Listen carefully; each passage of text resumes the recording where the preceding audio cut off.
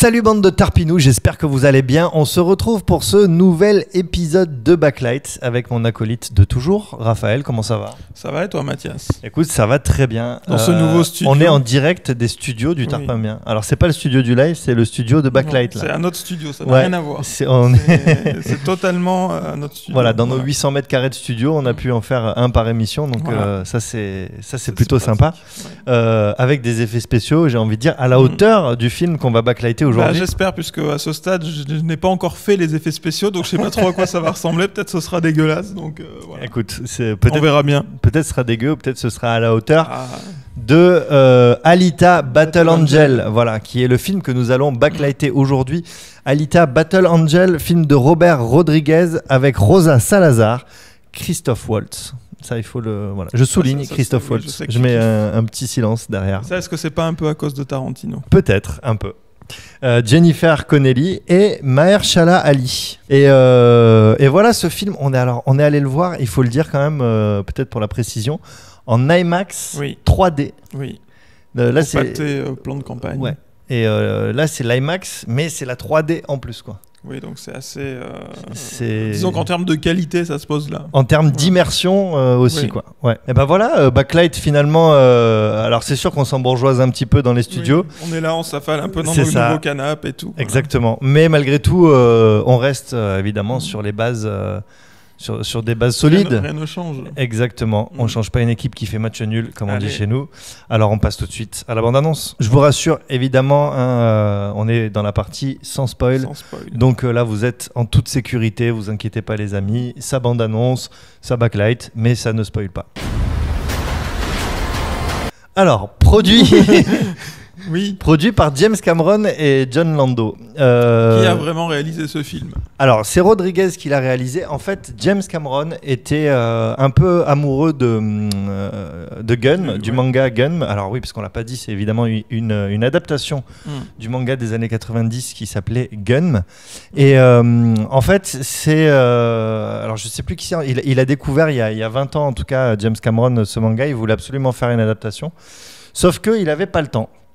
Parce qu'il était sur Avatar 2, 3, 4, 5, 6, 14, etc. Et donc du coup, il a demandé à Robert Rodriguez, réalisateur émérite, de Une nuit en enfer par exemple, tout à fait, de Sin City aussi, et de la série des Spy Kids. Comme quoi Comme quoi, être pote de Tarantino, ça mène à tout. Oui, c'est vrai. Et donc c'est Robert Rodriguez qui a réalisé ce film, mais il est donc produit pour le coup par James Cameron, et James Cameron a aussi coécrit le scénario du film. Ça commence maintenant. Oui.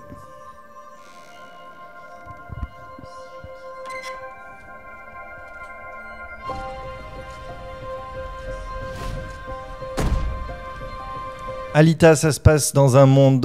alors, c'est un monde futuriste. Cyberpunk, ouais. Okay. Et on peut même dire post-apocalyptique. C'est censé se passer au 26e siècle, cette histoire. Après une guerre qui a ravagé la Terre, entre autres. Et alors, ça se passe dans un monde où il y a des cités aériennes, en fait. Ouais. Et un monde... Voilà, il en reste plus qu'une seule au moment où on prend l'histoire. Et un monde qu'on appelle la décharge, en fait, et qui est le monde terrestre, où il y a tous les pauvres, et où ces cités aériennes balancent toute leur merde, quoi. C'est ça, et les pauvres ne peuvent pas accéder aux cités aériennes. Évidemment. En tout cas, pas de façon simple. Ça fait partie d'un privilège très rare. Très rare, voilà. Ça te dérange que je ne sois pas tout à fait humaine? Tu es la fille la plus humaine que j'ai jamais rencontrée.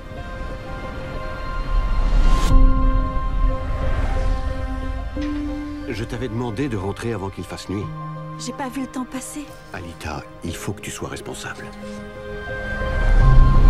Ça, c'est l'argument du film, en fait. Donc, il y a donc le personnage joué par Christophe Waltz, qui est un docteur, qui s'appelle Ido, qui trouve vraiment dans la décharge, quoi, dans le bordel jeté par les gens de la cité, il trouve un morceau de robot. Un morceau de robot, ouais. Alors il y a beaucoup de personnages qui sont des robots avec un cerveau humain, en fait. C'est ça, mais en fait, la plupart d'ailleurs sont des.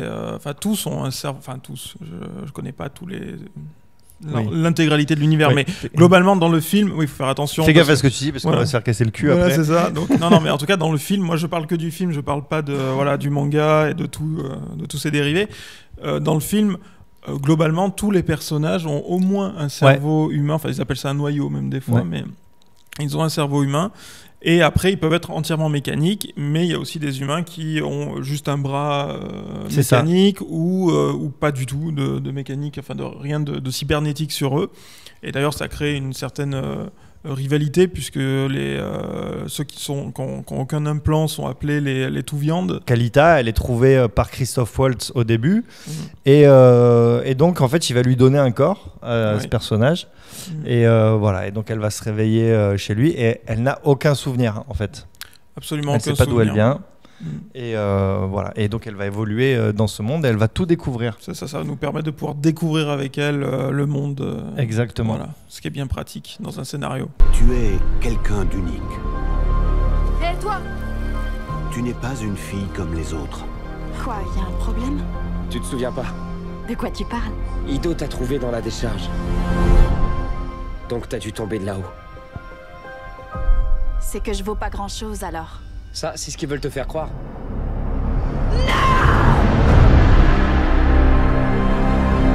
Je suis pas ta fille. Je sais pas ce que je suis. Moi, je le sais. Tu es l'arme la plus sophistiquée de tous les temps. Mais ce n'est qu'une enveloppe. Ni bonne, ni mauvaise. Ça ne dépend que de toi. Donc oui, on voit le personnage de Hugo qui dit que donc la vie en dessous des cités est complexe, enfin en tout cas c'est difficile à vivre. Et en fait, c'est vrai qu'au début, on le voit un petit peu dans la bande-annonce, il y a toute cette partie où il va emmener, il va lui faire découvrir ce monde-là, ils vont manger du chocolat, il va se passer tout un tas de choses. Et en vrai, c'est pas si horrible que ça, quoi.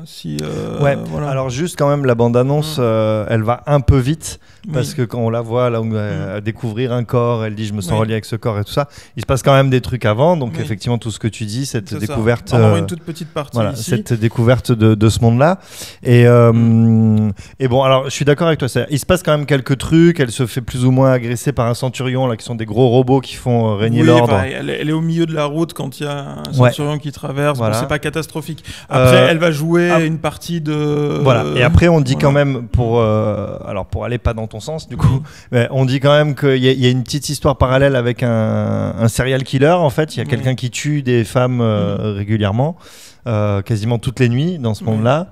Et du coup, on découvre un petit peu après le monde des chasseurs de primes, parce que voilà, il y a beaucoup de malfrats, beaucoup d'agressions et tout ça, et donc des chasseurs de primes qui gagnent leur vie en chassant ces malfrats.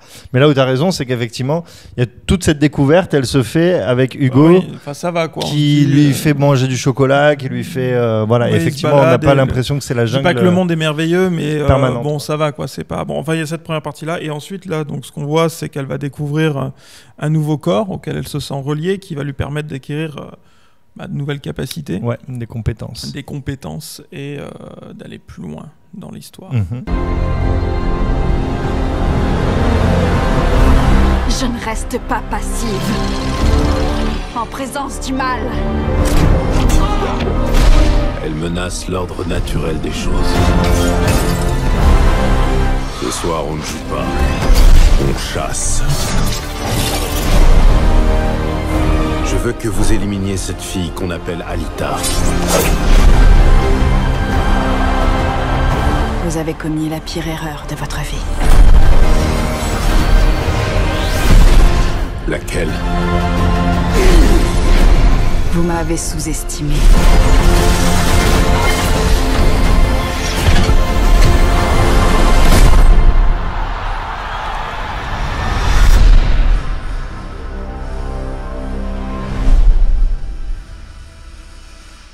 Beaucoup de combats.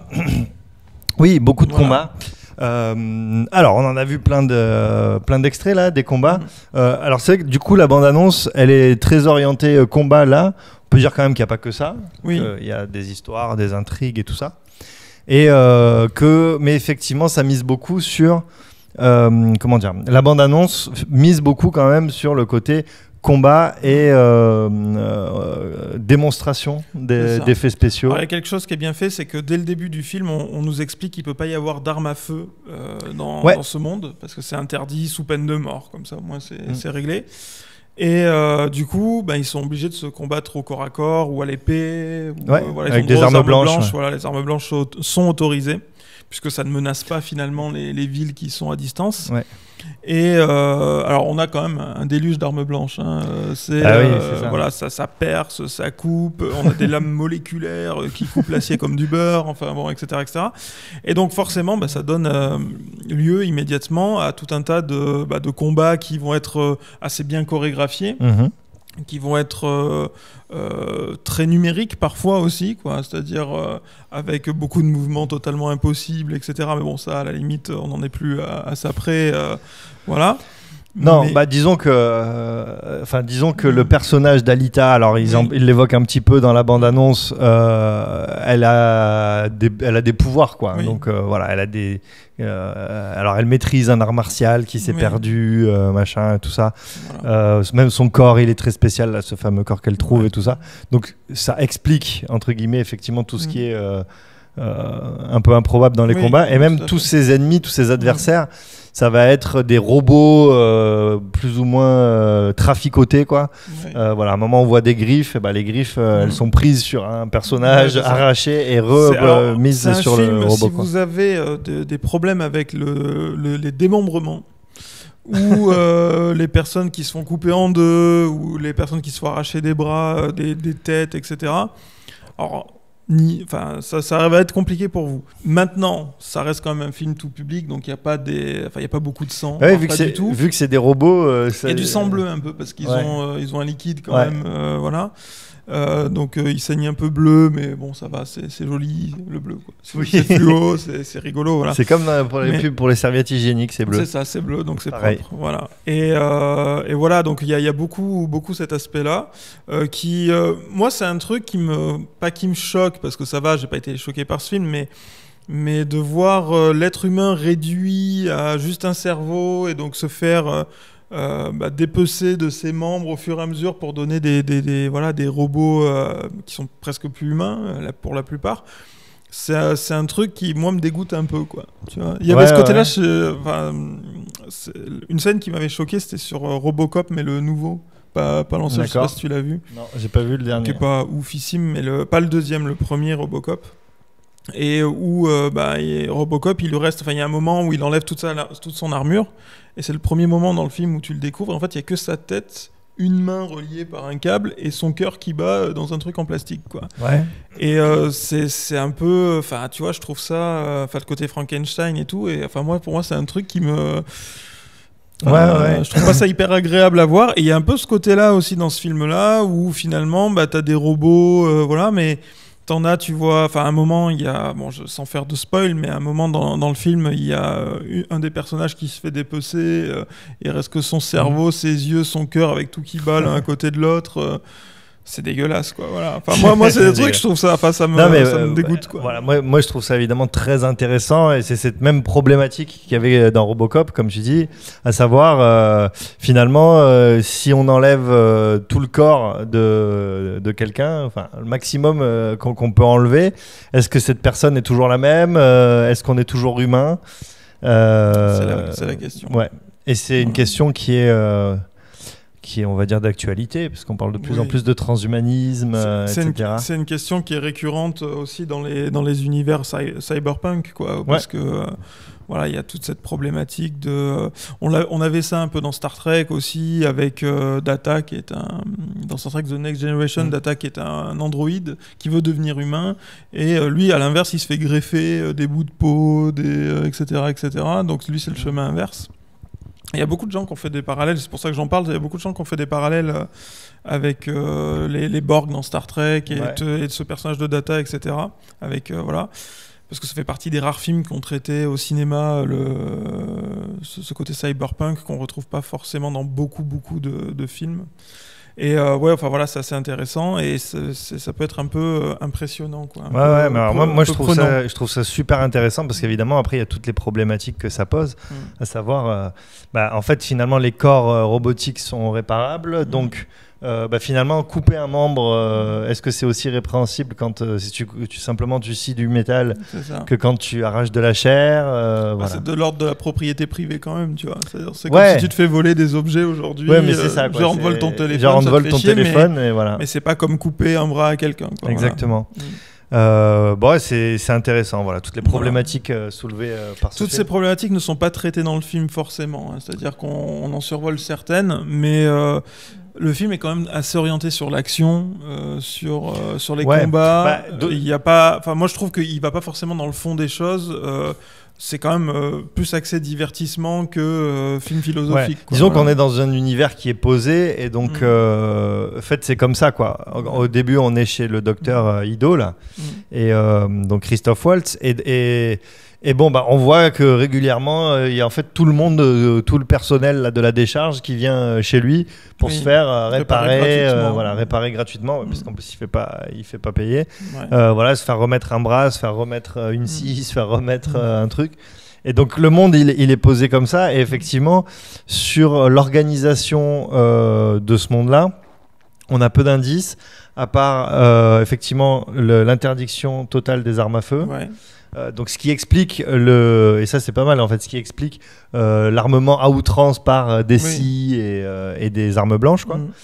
Et en fait un ordre qui est régi par des robots qui sont des centurions, mais qui visiblement en fait n'interviennent quasiment pas.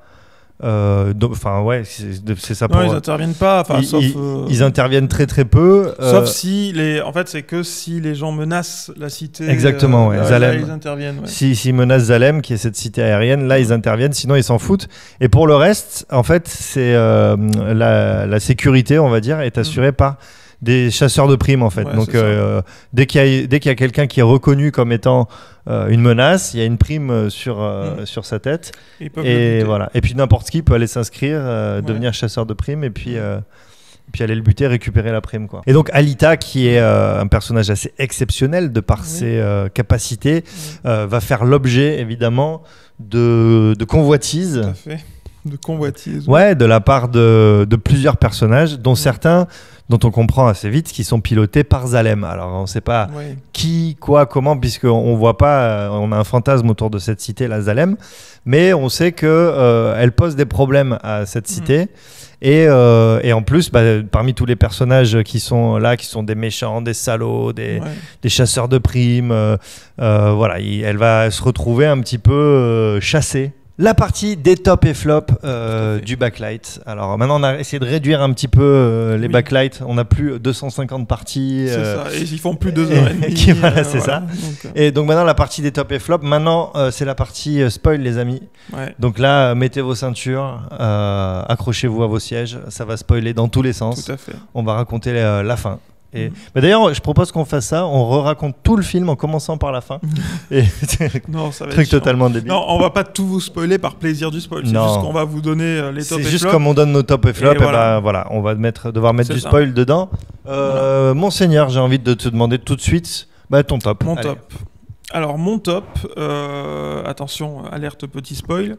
Mon top, c'est que finalement on ne voit jamais cette cité de Zalem. Et je trouve que c'est assez positif. Alors il va bien falloir qu'on la voie dans la suite. Mais on en voit un personnage à la toute fin. Oui, on voit un personnage, mais on voit pas tellement l'environnement. On voit ce personnage de très près, voilà.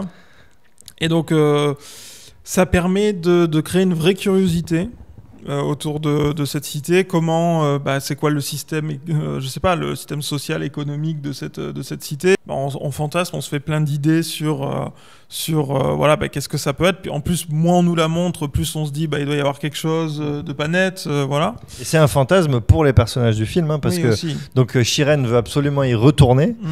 Hugo, donc le personnage qui est plus ou moins le petit ami d'Alita, c'est son rêve, il veut absolument aller à Salem. C'est son but. Donc mais effectivement, tous les personnages plus ou moins, tous les personnages, puisque il y a un seul moyen finalement d'aller dans cette cité, à Salem. Voilà, c'est de devenir champion, enfin le premier et de rester d'ailleurs champion pendant 3 ans. Ouais, ça pendant 3 ans. Un truc comme ça, de motorball. De motorball, voilà. Qui est le sport violent d'ailleurs, c'est le sport très violent, c'est la et Ligue très dangereux. C'est ça. De là-bas.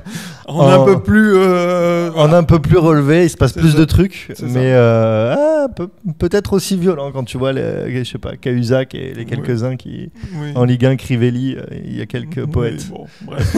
Voilà. Mais il y a aussi des personnages qui font croire aux gens qui vont pouvoir les amener évidemment là-bas parce qu'ils ont des connexions, etc. Et ils vont leur promettre, voilà, contre des services, contre du travail, contre plein de choses, de les emmener dans la cité. Et d'ailleurs, on apprend assez vite dans le film, attention, spoil, que finalement, via ce biais-là, la seule façon d'y aller, c'est en pièces détachées, c'est-à-dire en don d'organes, quoi. Voilà. Donc en fait, c'est pas vraiment un ticket d'entrée dans la cité, quoi. C'est pas que bien. Écoute, moi, mon top, c'est que, alors moi, j'en aurais plusieurs des tops. Si je devais en sortir un, je dirais que c'est un film qui m'a vraiment donné envie de lire le manga, de découvrir le manga et l'univers. Gun, c'est un manga que j'ai vu passer beaucoup dans les années 90. Tu sais, quand j'étais jeune, je m'intéressais à des trucs. Et puis un tout petit peu au manga, sans être un gros fan, quoi. Et puis je voyais beaucoup Gun passer et finalement je m'y suis jamais. Je me suis toujours dit ce truc, ça a l'air d'avoir du succès, mais m'intéresse pas tant que ça. Et en fait, en ayant vu le film, j'ai vraiment eu très envie de découvrir le manga. Parce que je trouve que l'univers est super riche. Parce que je trouve que le personnage il est vraiment intéressant. Les personnages secondaires sont vraiment chouettes. Donc écoute, je vais pas m'étaler beaucoup plus longtemps, mais ce sera ça mon top. C'est que j'ai eu très envie de découvrir le manga et du coup aussi les films suivants, s'il y en a. Passons tout de suite du coup au flop. Quel serait ton flop, monseigneur ? Alors moi j'en ai plusieurs, mais je vais en dire qu'un seul. En fait, je sais pas comment exprimer ça directement, mais j'ai passé un bon moment, c'était sympa, il y avait de l'action, je me suis pas ennuyé, mais à la fin, j'ai quand même eu une sensation j'ai l'impression d'avoir survolé quelque chose. En fait, j'ai surtout eu l'impression de voir plusieurs épisodes compilés en un film. Et l'impression de survoler plein de choses sans vraiment rentrer dans l'univers. C'est-à-dire toujours le survoler.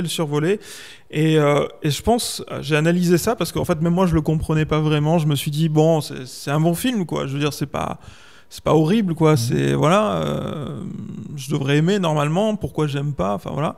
Et en fait, je me suis dit, c'est peut-être qu'il y a c'est un peu trop axé sur le combat entre à chaque fois deux robots, entre Alita et d'autres, le combat, et puis beaucoup aussi de motorball, c'est ça. Si on mélange tout ça, mais en fait il reste pas tellement de temps pour l'histoire, quoi. C'est-à-dire on a beaucoup alors il se passe des choses, je dirais pas qu'il se passe rien dans ce film-là. Il se passe des choses, mais ces choses-là m'ont pas énormément atteint. Je trouve que de temps en temps il y a des petites maladresses scénaristiques qui font que, alors, ça sortira pas tout le monde, mais moi ça m'a sorti un peu du truc. Des moments où on découvre peut-être un peu plus l'univers, où il y ait plus de relations entre les personnages, plus de, je sais pas, quelque chose d'autre. C'est pas moi qui ai fait le film, donc merde, voilà. Mais je veux dire, il me manque quelque chose qui me fasse aimer vraiment ce film. Parce que là, j'ai l'impression d'avoir vu un peu Avatar d'une certaine façon, parce qu'Avatar c'est un peu la même chose, c'est-à-dire que c'est très beau, c'est joli, techniquement c'est ouf, voilà. Mais on s'en fout un peu. Tu vois, moi je suis d'accord avec toi pour Avatar, et je te dirais même plus que ça, c'est-à-dire que par exemple moi le personnage principal d'Avatar, je me souviens plus du tout qui c'est, quelle gueule il a et tout. Je l'ai vu une fois au ciné, Avatar, et quand je suis sorti, j'étais comme un ouf. pendant 10 minutes. Ouais. Et 10 minutes après, je me suis dit, mais ah ouais, et qu'est-ce que j'ai vu? C'était bon, voilà. Et là, par contre, ça me le fait pas parce que justement, si, moi, tu vois, je retiens le personnage d'Alita, il est quand même super. Tu le retiens, ce personnage, quoi. Il est quand même super fort, ce personnage principal. Oui. Le personnage de Christophe Waltz aussi. Le méchant, qui est le méchant de ce film, il est super intéressant aussi, je trouve. Celui Vector, là, dans le film, là. D'ailleurs, ça. Tu l'as trouvé super intéressant. T'as trouvé sa mort super intéressante. J'ai trouvé sa mort super intéressante. Ouf, quoi. Je veux dire, il joue son rôle de méchant, friqué. Non, il joue un rôle, mais justement, il joue un rôle de sous-méchant parce qu'on comprend assez vite qu'il y a un grand méchant qui tire les ficelles depuis Zalem et que lui, c'est un sous-fifre, quoi. Donc, je trouve qu'il joue assez bien ce rôle-là. Sa mort, elle est vachement chouette, je trouve. Non, mais voilà, bon, bref, c'est pas un mauvais film. Il y a plein de gens qui vont apprécier. Moi-même, j'ai apprécié un certain nombre de choses, mais voilà. Il manque un truc. Je vais passer à mon flop. Bon, moi, je pense que vous avez compris, j'ai beaucoup aimé ce film. Donc, je me vois un petit peu dans l'obligation de trouver un flop. Oui. Et ce flop, ça va être la communication autour du film. Du coup, c'est pas quelque chose du film. Tu vois. Le mec, il a tellement kiffé le film que la pirouette. Faut trouver, oui. Voilà. Et non, mais c'est vrai, je trouve que la communication autour de ce film a été mauvaise. Déjà, en fait, il y a eu plusieurs bandes annonces, il me semble, du film. Et la toute première que j'ai vue, ça devait être une sorte de teaser, on voyait pas grand chose et je trouvais ça vachement bien. En fait, j'aime toujours ça, tu vois, quand on montre 2-3 trucs et qu'après on te raconte pas le film.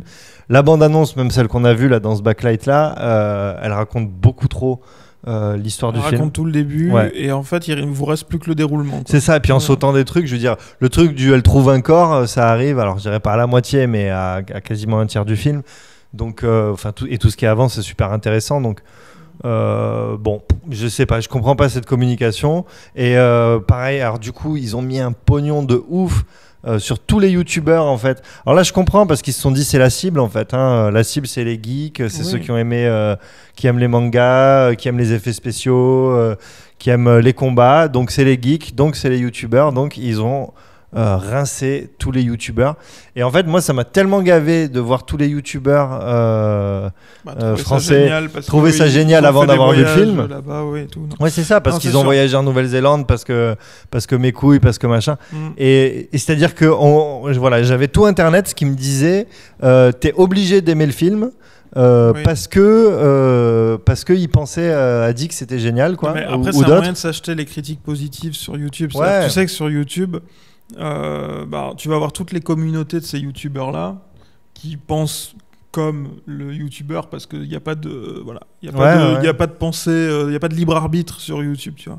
Et du coup, ils vont penser comme ce gars-là. Donc tous les gens qui vont critiquer ce film-là vont se prendre toutes les communautés dans la tronche. Ouais, c'est ça. Parce que tel youtubeur a dit que c'était génial. Et en même temps, c'est compliqué, il peut pas faire autrement, quoi, parce que bon, il se retrouve à aller faire le tour des studios à Weta Digital ou je sais pas où, j'ai pas regardé. Ouais, c'est en Nouvelle-Zélande, machin, et avec Robert Rodriguez à côté qui te fait faire les trucs et tout. Comment tu veux dire que c'est même moi je serais comme un ouf, quoi, tu vois, je veux dire. Donc c'est compliqué. Et bon, du coup, on se dit c'est vraiment du marketing. Donc, moi franchement ça m'a gonflé et c'est-à-dire que j'avais envie de détester le film déjà avant de le voir, quoi. Et voilà, avant de se quitter, les notes en aioli, monseigneur, quelle note tu mettrais à Alita Battle Angel, réalisé par Robert Rodriguez, produit par James Cameron et John Lando? Je mettrais 3 aioli. 3 aioli. Sévère. Le seigneur est sévère. 3 sur 5. Mais non, mais parce que je te dis, je suis d'autant plus sévère qu'ils ont les moyens de faire un truc de ouf, tu vois. Parce que, à la limite, tu vois, c'est des mecs qui auraient galéré avec pas énormément de budget et tout, je comprendrais, tu vois. Mais si tu veux, là, il y a. Comment tu peux avoir plus de moyens que ça pour faire un film? C'est juste impossible, tu vois. Je veux dire, à un moment, il y a eu des films plus chers, oui, c'est sûr, mais c'est pas une. Après, je suis d'accord que c'est pas une question de moyens dans ce film. On te donne ce budget-là, tu vas pas aller râler, quoi. Tu vas pas dire oui, là, j'aurais aimé un peu plus, tu vois. Bon, Cela dit, dans les 200 millions de dollars, il y en a beaucoup qui ont dû partir aux youtubeurs. Oui, ça c'est possible. Mais il n'empêche que moi, c'est ce problème-là. Je trouve que ça aurait pu être beaucoup mieux, même si c'est déjà bien, mais ça aurait pu être beaucoup mieux. Voilà. Et moi, je mettrais 4,2 aioli.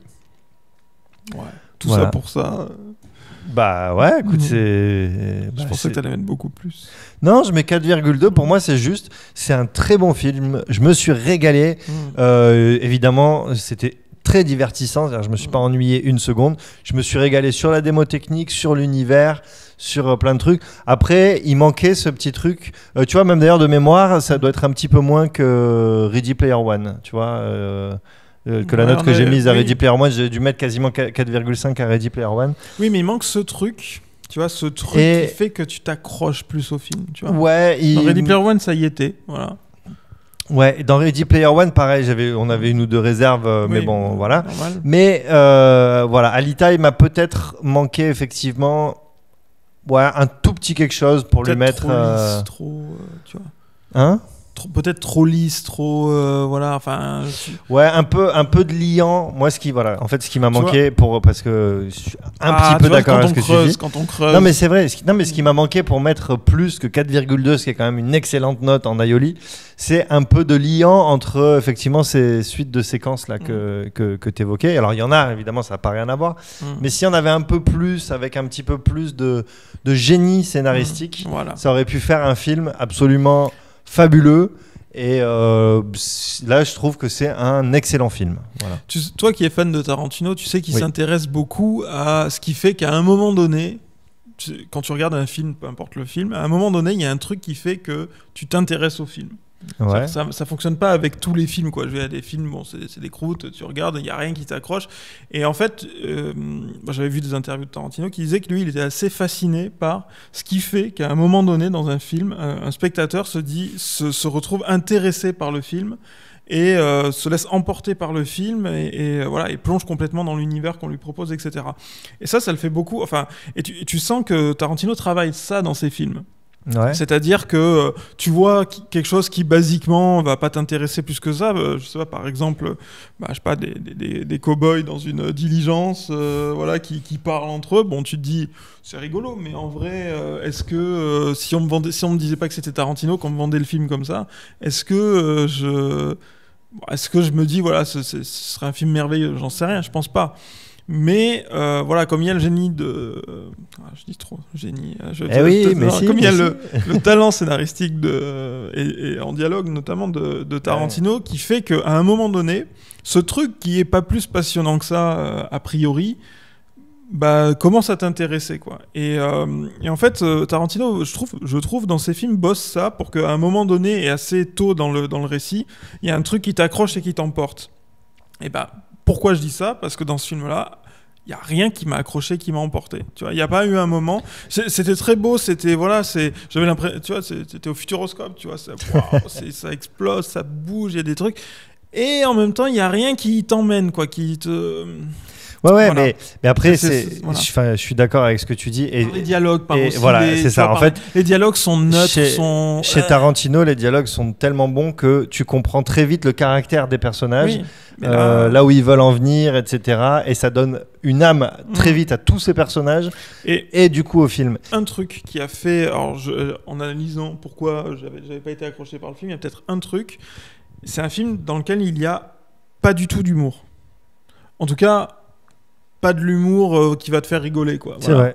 Il n'y a pas du tout d'humour, ni dans les dialogues, ni dans quoi que ce soit. Il y a des situations que tu peux qualifier un peu d'humour, je sais pas, elle arrive dans le bar, elle fait la maline, tout le monde dit qu'il va la défoncer, puis finalement elle défonce tout le monde, mais c'est pas vraiment de l'humour, quoi. C'est, on va dire, on peut vaguement appeler ça de l'humour de situation, et encore, tu vois, c'est pas totalement... Non, c'est pas fait pour être fun. Ouais. Et en fait, il n'y a pas du tout d'humour. Et je me suis dit... tu vois, quand on dit que quelqu'un n'a pas de second degré, des fois, ça reflète un peu l'intelligence d'une personne, tu vois. Et ce film n'a pas de second degré, tu vois. Ce film, les méchants sont premier degré, même le gros balèze, là, je sais plus comment il s'appelle. C'est un méchant. Hein. Il a son truc de Growishka, méchant et tout. il s'appelle. Voilà, et... Alors, je veux pas du Marvel, tu vois, mais je me dis des fois... c'est ce que j'allais dire. Non, mais des fois, un petit peu... Mais non, mais sans, tu vois, il y a des films, je sais pas, tu prends... Allez, au pif, Indiana Jones, c'est pas un truc où il y a de l'humour tout le long du film. Je sais pas, la dernière croisade, par exemple, mais il y a de temps en temps des petites touches d'humour, du recul, du second degré, qui fait que tu t'attaches au personnage aussi, et tu dis, c'est pas juste des trucs, des métamorphes, quoi, qui sont dans leur... dans leur truc et qui ont jamais de recul sur ce qu'ils sont, sur leur situation, l'univers dans lequel ils sont, tu vois. Et en fait, il y a ce truc des fois qui est le bienvenu, quoi. Tu te dis bon, quand même, les personnages, ils ont une intelligence de recul par rapport à eux-mêmes, ce qu'ils sont en train de vivre, etc. Et là, t'en as jamais. Et je me suis dit, c'est peut-être ça aussi qui m'a fait ne pas accrocher au film, parce que j'ai l'impression que ces personnages sont irréels. Parce que jamais ils n'ont de recul sur la situation et sur eux-mêmes. T'as raison que l'humour ça humanise vachement. Voilà. Et je dis pas qu'il fallait que ce après soit moi je pense bon. que là-dessus, et en fait je suis assez d'accord avec toi là-dessus, mais c'est assez fidèle au manga en fait, je pense. Très bien, et c'est l'adaptation d'un manga, parce que quand tu regardes les mangas, y a des mangas qui sont faits pour être drôles et machin et tout ça, mais les mangas de combat comme ça là, alors les shonen, même si est-ce que Gun est considéré comme un shonen, je sais pas. Mais les mangas où ça bastonne, quoi, il y a quand même très peu d'humour, les méchants sont très méchants, ils s'envoient des... Je suis d'accord avec toi, mais j'attendais pas forcément beaucoup d'humour, tu vois. Je t'ai pas dit, je suis pas allé tu voir voulais, ce film tu en me voulais que disant ce soit une adaptation de Gun, mais de Benny Hill, toi, c'est ça? Non, c'est ça, voilà, c'est exactement. Voilà. Non, mais sans ça, mais au moins que de temps en temps, il y a un peu un truc qui te fasse dire, ce personnage, il est comme moi, il pense la même chose. Parce que c'est un peu ça aussi. Non, mais t'as raison, ça humanise en fait. C'est que des fois, tu vois une scène et tu dis, ouais, bon, là. Et si le personnage, il pense la même chose que toi, ou il dit un truc qui. Bah, tu te dis, ouais, mais j'y crois, ce personnage, tu vois. C'est un trait d'esprit, voilà. du coup. Alors que là, tu te dis, bah, en fait, c'est des. Ils sont dans leur monde, quoi. Tu vois. Ils sont dans leur monde et ils en sortent pas. Quoi, mais toi, tu vis pas dans la décharge, je sais, mais peut-être qu'un peu d'humour, quoi. Dans ce monde de décharge, ça pourrait. Voilà. Et voilà, on se retrouve très très vite. D'ici là, n'oubliez pas, vous pouvez partager, liker, tiper, etc. Et c'est nous maintenant là qui faisons un petit peu nos connards de youtubeurs. Voilà. Mais c'est comme ça, on essaie de vous proposer du contenu. Et on le fait à la fin, on le fait pas au début. Oui, voilà. Donc ça va. Là, on sait qu'il n'y a plus personne qui regarde parce qu'on a déjà dit que c'était terminé. Donc là, si tu es là en train de nous regarder, je sais pas, mets un pouce, mets un commentaire, quelque chose, parce que du coup, tu dois être tout seul. S'il te plaît. Et voilà, et on se retrouve très très vite, soit pour un reportage, pour un live, pour ce que vous voulez sur le Tarpin Bien, ou pour un prochain Backlight. Salut à tous. Ciao.